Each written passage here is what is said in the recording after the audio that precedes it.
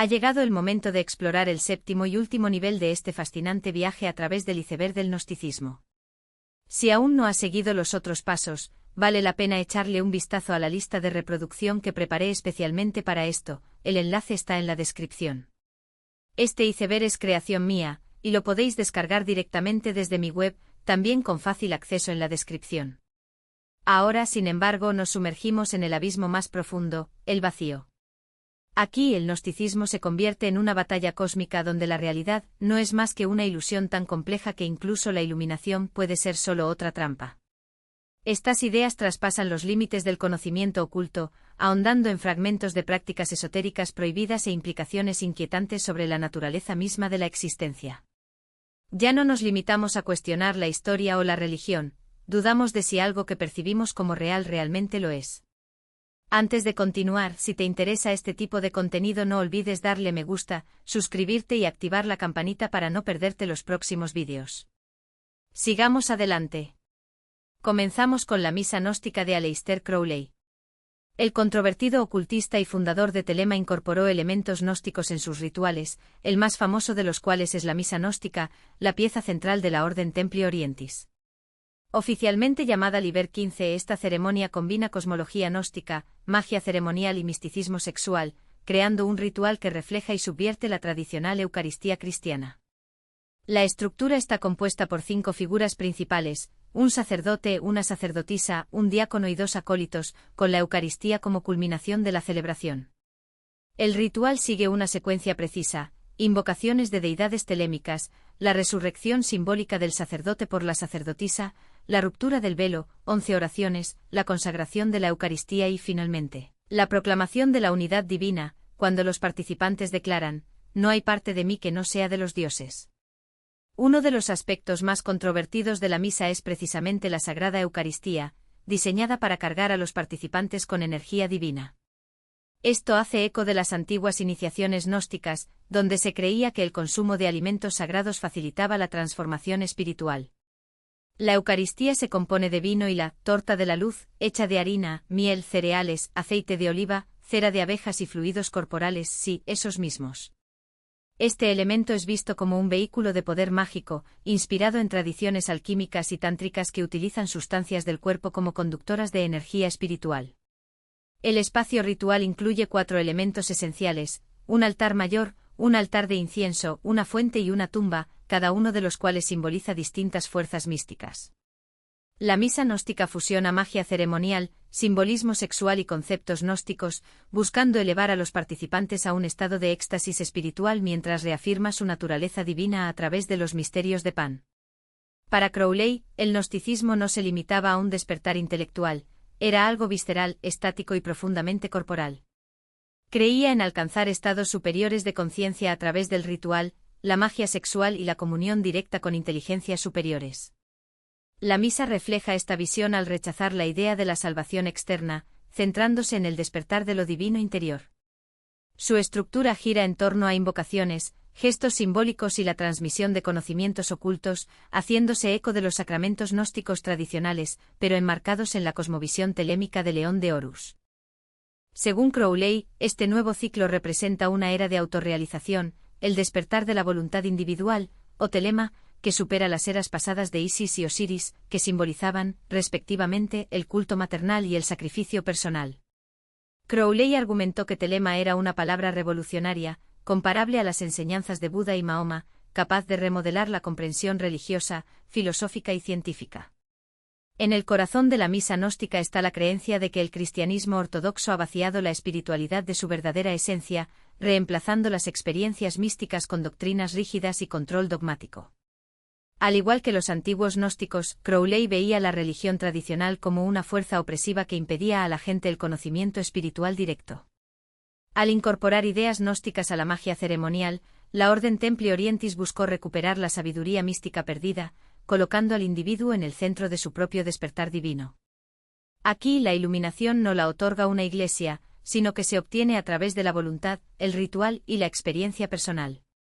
Sin embargo, es una cuestión abierta si estos rituales realmente logran este objetivo.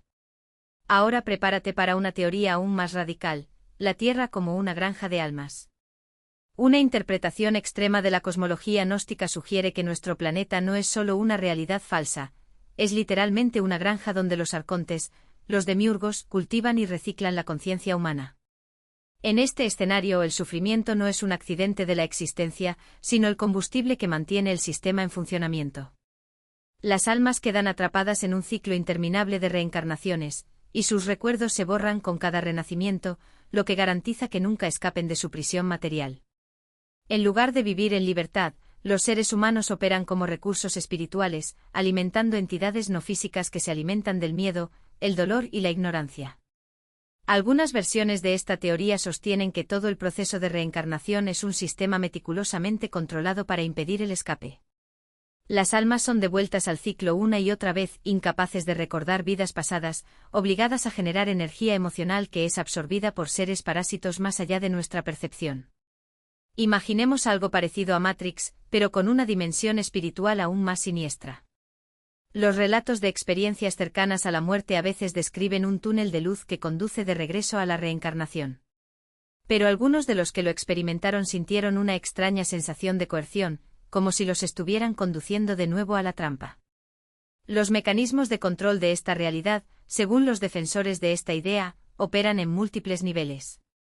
Las limitaciones biológicas como el envejecimiento, las enfermedades y las necesidades físicas mantienen a las personas centradas en la supervivencia, mientras que las estructuras sociales, las religiones, los gobiernos y los sistemas financieros garantizan que la humanidad siga distraída, dividida y dependiente.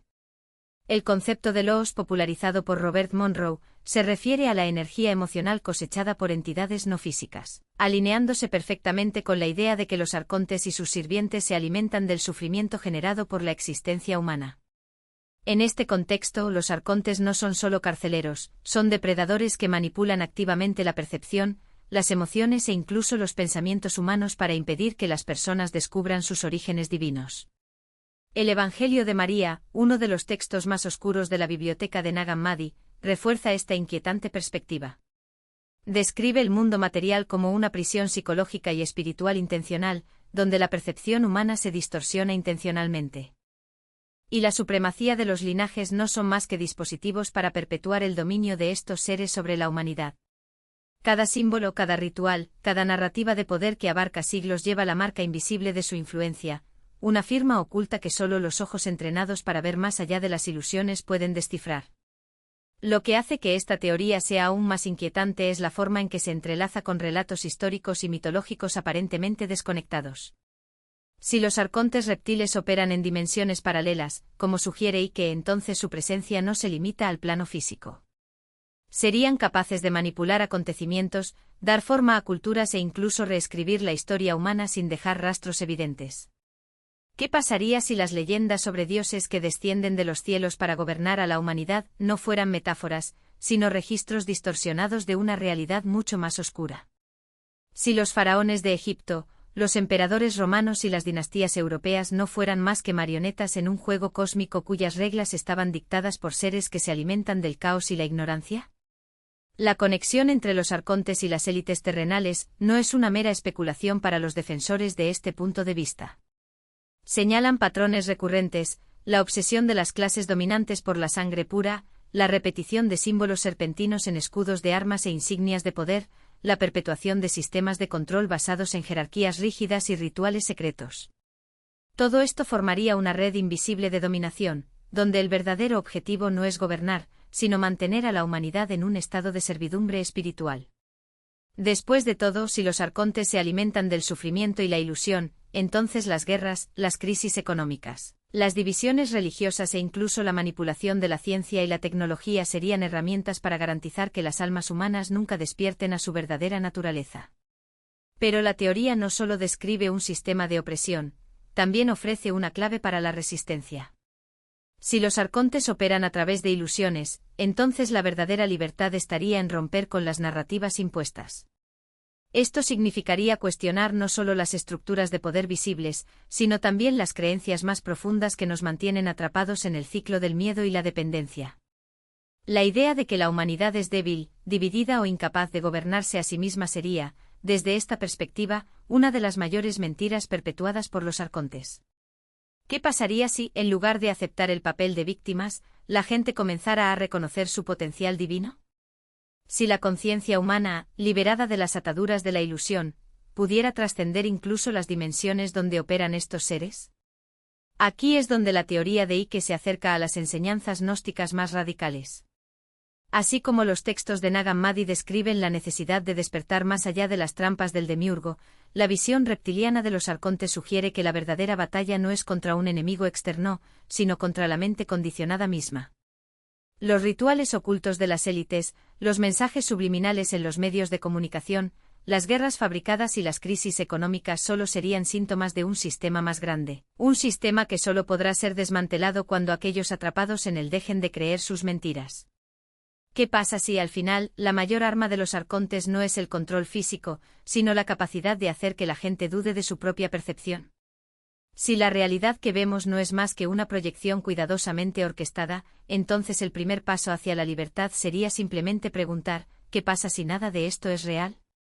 No como un escape de la realidad, sino como una invitación a ver más allá de ella. Porque en el fondo la verdadera prisión no está en el mundo material, sino en la creencia de que es todo lo que existe. ¿Qué pasaría si los linajes sagrados y los gobernantes que afirman ser enviados por los dioses no fueran más que ecos distorsionados de un linaje oculto de señores no humanos, que manipulan los destinos de la humanidad desde las sombras? La idea de que los arcontes no son meras fuerzas espirituales de opresión, sino entidades literalmente ajenas a nuestra naturaleza, persiste en los círculos esotéricos y conspirativos como un susurro que desafía la lógica. Ya sea tomada literalmente o como metáfora, la figura de los arqueros reptilianos aprovecha miedos ancestrales, el terror a que el poder no solo sea invisible, sino extraño en su esencia. La hipóstasis de los arcontes, uno de los textos gnósticos más vívidos de la biblioteca de Nag Hammadi, no deja lugar a las abstracciones. En él, el demiurgo no es una fuerza etérea, sino una criatura grotesca, un ser de rostro alargado y ojos llameantes, una serpiente arrogante que se proclama el único Dios verdadero, ignorante de los reinos divinos que lo trascienden. Sus sirvientes, los arcontes, son descritos como monstruos de diversas formas, seres que habitan en las fronteras entre el mito y la realidad material. Algunos estudiosos ven en estas descripciones inquietantes paralelos con entidades extraterrestres o interdimensionales, como los Anunnaki de la mitología sumeria o los genios de la tradición islámica. ¿Qué pasaría si los arcontes no fueran solo conceptos filosóficos, sino inteligencias hostiles que operan detrás de escena, moviendo los hilos de un teatro cuyos actores humanos ni siquiera sospechan que son títeres?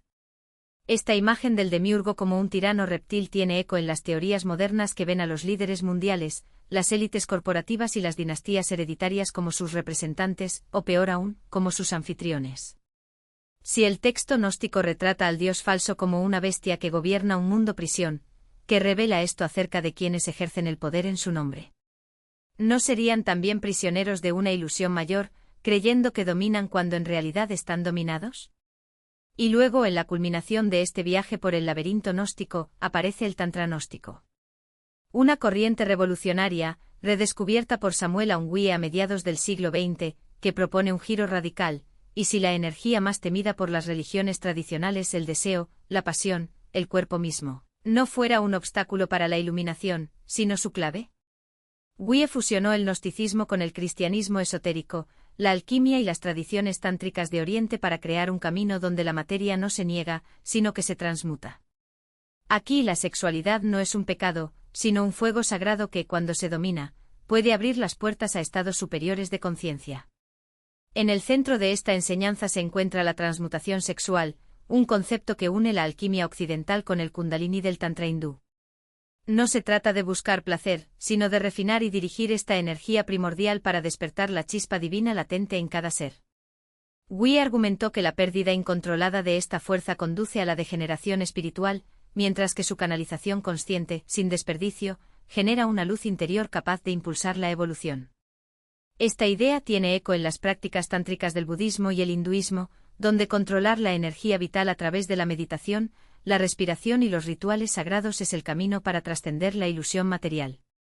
Para los gnósticos tántricos, la alquimia sexual es la respuesta al pecado original del demiurgo. El mundo material creado por este dios falso es una trampa que atrapa las chispas divinas en los cuerpos humanos. Las instituciones religiosas tradicionales, en lugar de ofrecer liberación, refuerzan este cautiverio con doctrinas de represión y culpa. Pero el nuevo gnosticismo propone algo revolucionario: la dualidad no debe negarse sino transformarse. El deseo no es un enemigo sino un aliado, un camino para recuperar el poder divino perdido. Una de las prácticas centrales de este movimiento es el acto sexual sagrado, realizado dentro de relaciones comprometidas. Según Guie, a través de técnicas disciplinadas, las parejas pueden activar centros espirituales inactivos, despertar la energía kundalini e incluso experimentar la comunión directa con el pleroma, el reino divino más allá de la ilusión arcóntica. Afirmó que de esta manera, los practicantes evitan el control del demiurgo y los arcontes, reconectándose con dimensiones superiores de la existencia. Los críticos, por supuesto, señalan que estas ideas se apartan radicalmente de los textos gnósticos clásicos, donde la sexualidad era vista como parte del encarcelamiento del alma, no como un medio de liberación. Pero el movimiento gnóstico internacional responde: sus doctrinas no son una distorsión, sino la restauración de un conocimiento oculto, borrado deliberadamente por la Iglesia para mantener a la humanidad ignorante de su propio poder. Algunos especulan que los antiguos grupos gnósticos, como los carpocratianos y los borboritas, ya practicaban rituales sexuales sagrados, aunque gran parte de lo que sabemos sobre ellos proviene de sus detractores, como Epifanio de Salamina, quien los describió como herejes inmorales. Sea como fuere, el resurgimiento moderno del gnosticismo tántrico se presenta como una continuación de la alquimia esotérica, argumentando que al dominar la energía sexual, el practicante puede romper la ilusión del mundo del demiurgo y regresar a la fuente divina.